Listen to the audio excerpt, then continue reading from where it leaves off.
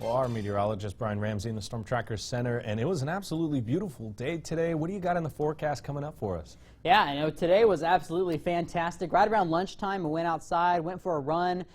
Let me tell you, I was really sweating, and you know it's starting to get warmer when you start sweating like that out there, and we are going to continue to see warm weather next week. But before we get there, we are going to see a little bit cooler weather tomorrow, so get ready for it, some stronger winds. But for now, enjoy the weather. A live look from Chester. No snow outside, at least from this camera in Chester. Usually it's stacked up right in front of the camera because the plows stack it up there. So the last of the snow in this camera usually melts right in front of it. So since there's no snow in front of this camera, that tells me that it is really warm out there and that snow is continuing to melt.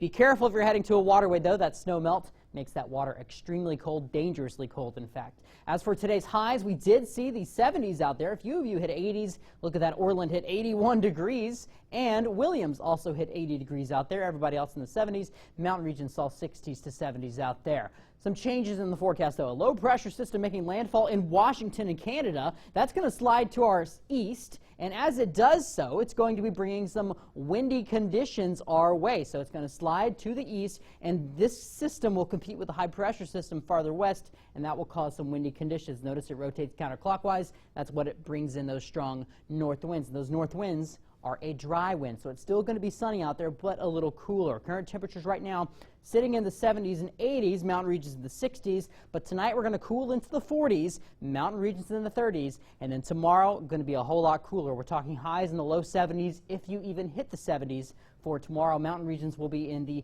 50s for the most part, a few 40s out there for highs, 60s in Trinity County. Current winds right now, not too bad in the valley, maybe a little breezy in Chico and Orville, but that's about it. However, notice all those colors out there in Lassen County and Modoc County. There is a wind advisory in Modoc County right now for strong winds, and those strong winds will last as we go into tonight. So this is 11:30 tonight, still seeing some of those strong winds. Notice the areas in white. That's going to be above 50-mile-per-hour wind gusts, and that's right along the Warner Mountains, but that will die down once we get into the overnight hours. Then tomorrow, winds will pick up in the valley, mostly the West Valley, so that's the area you want to watch. Orland, Corning, Willows, Red Bluff.